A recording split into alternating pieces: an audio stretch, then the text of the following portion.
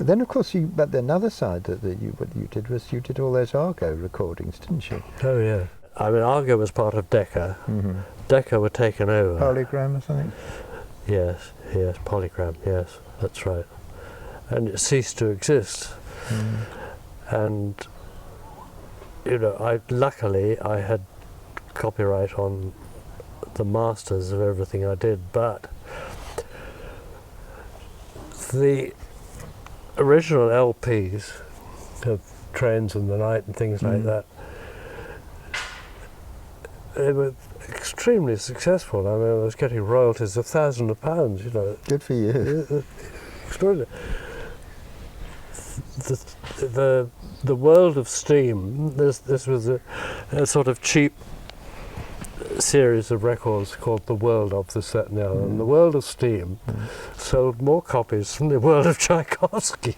Well, well, I don't actually mind that. No, but I didn't mind that.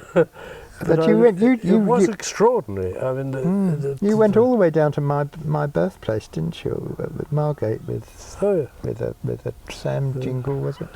Something like that. Yes, yeah.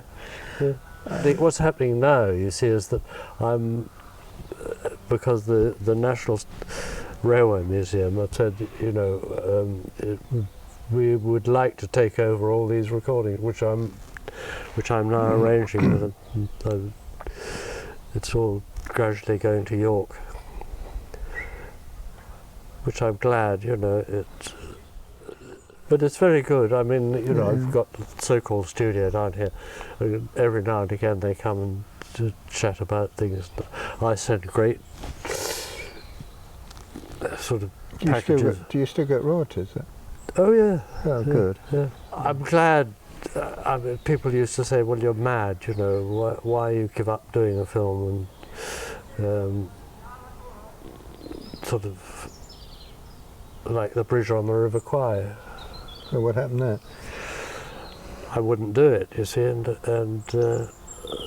they said, "You're absolutely mad not to do it." I said, "Well, no, I've got something else I want to do," and all the rest of it. And David Lean was sort of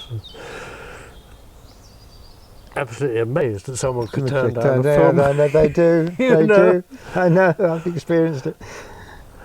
So I didn't do it, but the funny thing was that, you know, Bridge on the River Kwai, the train is sort of comes in from the distance, a very dramatic thing, and it sort of comes nearer and nearer to the bridge and so on and so on.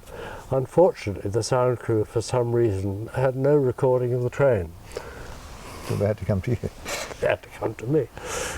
And the train that you hear in the Bridge of the River Kwai coming up to the bridge was actually recorded a goods train approaching Manchester. Oh, lovely. Well, that's nice. Yeah. Because I remember the editor coming, help, can you help us, you know. The other thing I know that was quite delightful was that when they had to have this train in out of Africa. Yeah. You commented to me that it's the first time you'd seen steam coming out of the wheels. That's right. Well, no, it wasn't only coming out of the wheels, but that hopeless special effects people who remember. Yes. I mean, they'd arranged for the exhaust steam to come out from the cylinders, not left and right, but both together. Exactly. And they couldn't understand why I was distracted. Made them change. And that was when I suddenly realised that there's a marvellous book was written about building that railway, the Kenya Railway, and they had a great deal of trouble with some lions at a place called Sabo. Oh yes, yeah. And the lions were killing the African workmen, which I mean wasn't bothering anybody because they were black, but it was holding up the railway. So they decided to try and do something about it and got some guards down there. They slept in the train. Oh yes, yeah. And the man that was supposed to be Quite lived in the train. lived in right, the train, and the man that was supposed to be on guard and shooting lions found there was a spare bunk and got in it. And this lion actually got in the train and hooked him out. It was there were 4 bunks. Yeah.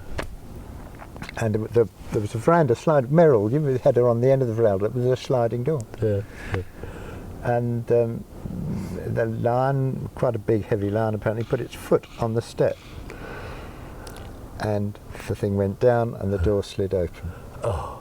If the lion had approached the other side, he would have held the door shut. Yeah. Yeah. Yeah. But the door slid open. He went in, picked the errant guard off the top shelf, Yeah. top bunk, Yeah. and went out through the window and ate him, treading on the stomach of the bloke in the lower bunk. So, and as you know, I always like a little snooze when they're shooting films, and I found out I found out with the casual and slept in all 4 bunks to be sure. Oh dear. I think we've covered everything, don't we? Is there anything else you need to say? You think would be good to say? Yeah. Have a cup of tea. Let's have a cup of tea. I said to David, Peter, where did you get your interest for trains? And David said, well, every small boy was into trains. Is that true? My father was a vicar, that's where I got That's where I got it. I wasn't. I just went for a country walk and saw this beautiful gleaming machine coming towards me.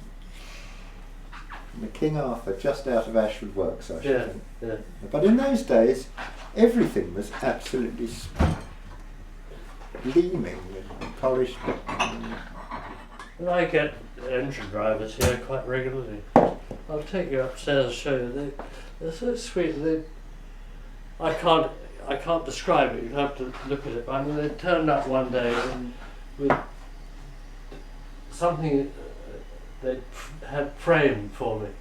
Some instructions about signal line working or something. Yeah. I can't remember what it is, but I'll show you upstairs. I mean, I was telling Barry on the way here that I can remember my very first train ride. My father took me from Margate to Birchington. Only 2 stops.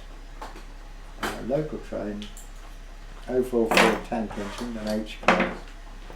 I can remember sitting in this coach and not realising that we had started to move because it was imperceptible. Yeah. And coming to the other end, you couldn't quite work out when we finally come to a stop to the cellar. And that didn't sort of survive the war, I don't think, that kind of driving. And you know, there would be half a dozen people cleaning a coach, polishing the brass handles and everything. It was an amazing world that you missed back. No, I lived in Princess. My house in Princess Ruth, well, it wasn't Princess Ruth. It was Saunderton, just over the bridge. We had a house next door to the railway. I mean, the garden ran down to the railway. And there's this. I had 2 daughters, and I built them a signal box. They used to stay in the signal box, and all the drivers got to know them. That house, I remember that house. Do you? Yes. Yeah. That's got the signal box Big in the white garden. house. I mean, the white house. the real key to it was the boss of Decca. So somebody, I can't remember. Lewis. That's right, Lewis. But he used to put one of my LPs on. He said, "You must listen to this." He said, "Absolutely nothing happens." He said, "For the first minute." But he was, in fact, I mean, he's crazy about steam trains. Is that what it was? That's how it happened, Right. yeah.